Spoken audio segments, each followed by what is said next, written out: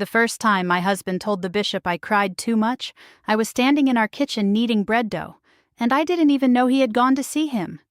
I found out 3 days later when the bishop's wife came to visit. She brought a loaf of sweet bread, sat at my table, folded her hands, and said quietly, "Martha, a wife who weeps often invites darkness into her home." I remember staring at the flour on my hands, the dough half formed in the bowl, the clock ticking on the wall behind her. I remember thinking, he actually went and told. And I remember the cold feeling that started in my chest and spread outward, because in that moment I understood something I hadn't understood before. My tears were no longer mine. They belonged to the community now, and they could be used against me. Before I tell you what happened over the next 7 years, let me introduce myself. My name is Martha, and this is Hannah the Amish Girl, the channel where I share the truths from inside a world that taught us silence was the same thing as faithfulness. I grew up Old Order Amish in Lancaster County, Pennsylvania, and I left a few years ago after a marriage that nearly broke me into pieces I wasn't sure I could put back together. If you want to hear the stories we were never allowed to speak out loud, please subscribe and tap the like button. And in the comments, tell me, have you ever lived in a place where your emotions were treated as a problem to be managed instead of feelings to be understood? I read every single comment. Now let me explain something that most people outside the community will not understand. In Amish theology, emotional restraint is not just a personality trait, it is a spiritual virtue. The word we used was Gelassenheit. It means yielding, submitting, letting go of the self. A faithful Amish woman embodies Gelassenheit in everything she does. She does not raise her voice. She does not argue with her husband. She does not let her face show what she is feeling. And above all, she does not cry in ways that draw attention, that disrupt the household, or that suggest she is unhappy with the life God gave her. There was an unwritten rule in my community, and I have learned since leaving that it existed in many old order districts, not just mine. The rule went like this. A wife who cried frequently was considered spiritually weak. Her tears were seen as evidence of Hochmut, pride, the greatest sin in our world. Because to cry often meant you were focused on yourself, on your own suffering, on your own desires. And a faithful woman was supposed to be focused on her husband, her children, her household, and her God in that order. Her own feelings came last. Her own feelings barely existed at all. I married Jonas when I was 19. He was 24, the second son of a respected farming family, quiet, steady, with hands that knew how to fix anything broken. Our courtship was short, less than 4 months, and I thought I knew him. I thought I understood the man I was promising my life to. But here is what I have learned since. You cannot know a man from Sunday singings and supervised buggy rides. You cannot know who he will become when the door closes and the community is no longer watching. The first year was hard, but not cruel. We were learning each other. I cried sometimes the way any young wife might cry, lonely for my mother, overwhelmed by a new house, new chores, new expectations. The miscarriage in our second year of marriage. I cried for weeks after that, and Jonas grew quieter and quieter, his face closing like a door I could no longer open. Then, one evening at supper, he set down his fork and said, "Martha, you need to get hold of yourself. The neighbors can hear you at night. It is becoming a problem." I remember the way the candlelight flickered between us.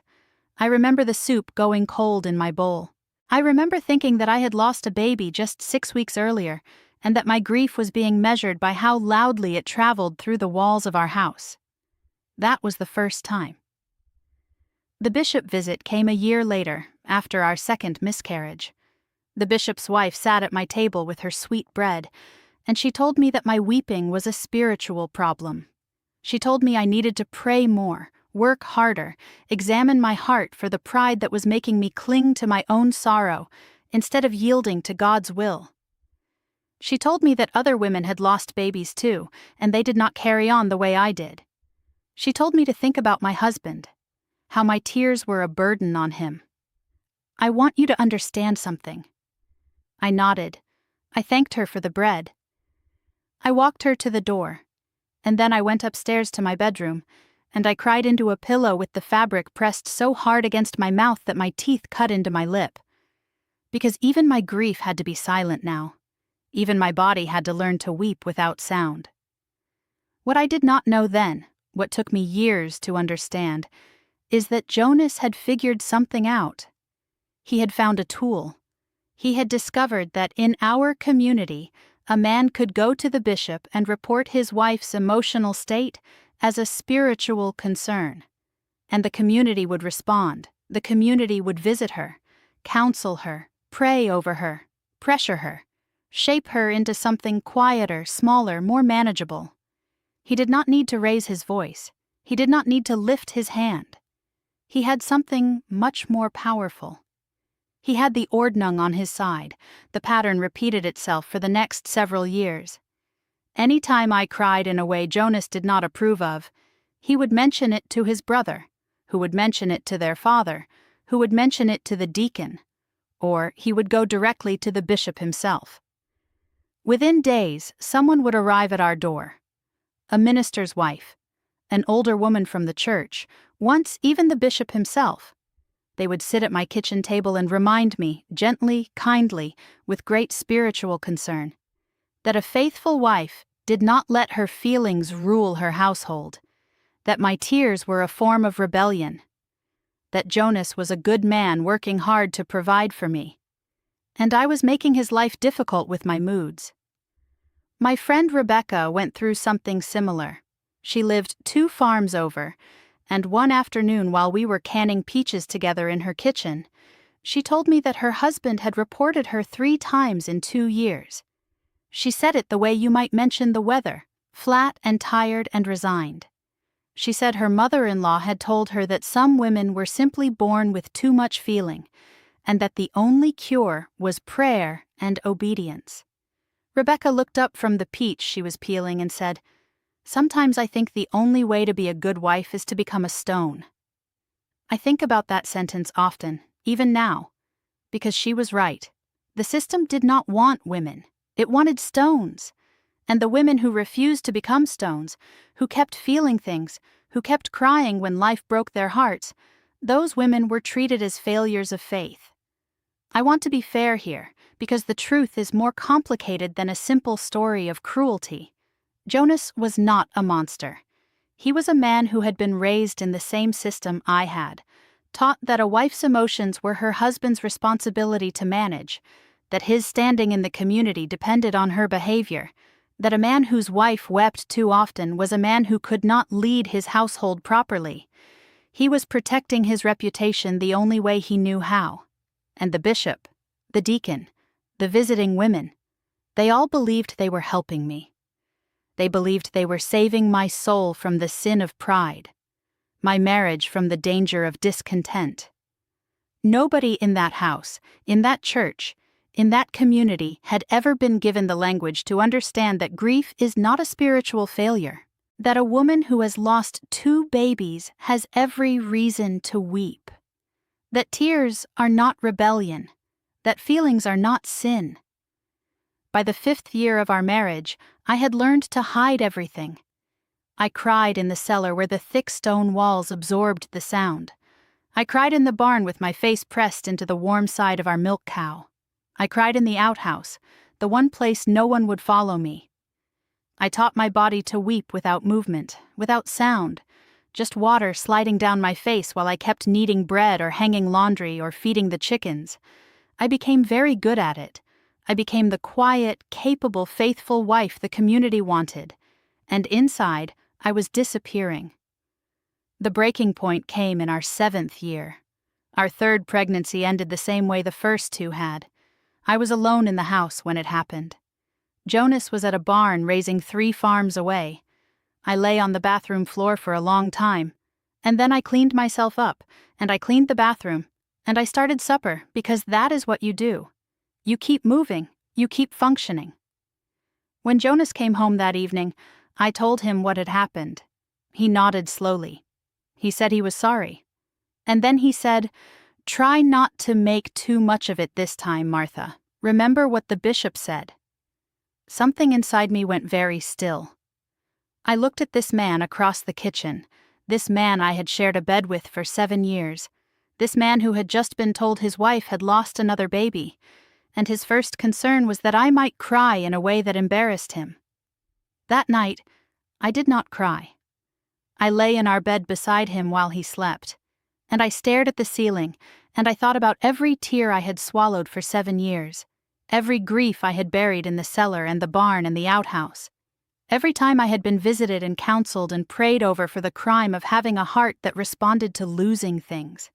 And I thought, if I stay, I will become a stone, and stones cannot love their children. Stones cannot love themselves. Stones cannot love anything. I left 6 months later, not in dramatic fashion. I packed a small bag while Jonas was at market, and I walked to the phone shanty at the end of the road, and I called the only English number I had, a woman who had given me her card years earlier when I bought eggs from her at a farmer's stand. She came and got me. The shunning was immediate and total. My parents would not see me. My sisters returned my letters. The bishop sent word that I was welcome to repent and return at any time, and that my eternal soul was in grave danger. Jonas remarried within a year. I have heard he has 3 children now. I hope he is gentler with his second wife than he was with me. I hope he learned something. I do not know if he did. In therapy, I learned a phrase that changed everything for me. My counselor called it coercive control. She explained that abuse does not always look like fists. Sometimes it looks like a man who weaponizes the structures of his community to make his wife smaller. Sometimes it looks like a system that calls a woman's grief a sin, and a husband's complaint a spiritual concern. Sometimes it looks like 7 years of being told that the most natural human response to loss, weeping, was a character flaw you needed to fix. She said something I have written down and kept in a drawer beside my bed. Control is not always loud. Sometimes control is the slow teaching that your feelings are dangerous, and your tears are weapons, and your job is to disappear quietly enough that no one has to deal with you. I want to be careful here, because I know there are people watching this who love the Amish community, who have neighbors and friends in it, who see only the kindness and the work ethic and the strong families. And those things are real. The Amish world gave me a community that showed up for every birth and every funeral. It gave me a faith I am still untangling. It gave me a work ethic that has carried me through every hard year since I left. But it also gave me a marriage where my tears were treated as a public spiritual problem instead of a private human response. And that part has to be named. Because if we cannot name it, it cannot change. And there are still women in those farmhouses tonight, crying into pillows, learning to weep without sound, being told that their grief is a sin. If you grew up in a place where your feelings were called a problem, where your sadness was reframed as rebellion, where your tears were used as evidence against you in some invisible trial, I see you. If you ever shrank yourself to fit a space that was too small for you, I see you. If you ever loved a man who used your community, your church, your family, anyone or anything outside the 4 walls of your home to make you smaller, I see you too. You are not weak for feeling things. You are not prideful for grieving. You are not failing at faith. You were a human being responding to a human life, and somewhere along the way someone taught you that being human was a problem you needed to solve. It was never your problem to solve. The problem was the people who needed you to disappear. If this story stayed with you, tell me in the comments what part hit hardest. Tell me if you have ever been made smaller by someone who claimed to love you. And if you want to hear more truths from behind the prayer cap, subscribe to Hannah the Amish Girl. There is still so much I have not said. Until next time, your tears belong to you. They always did.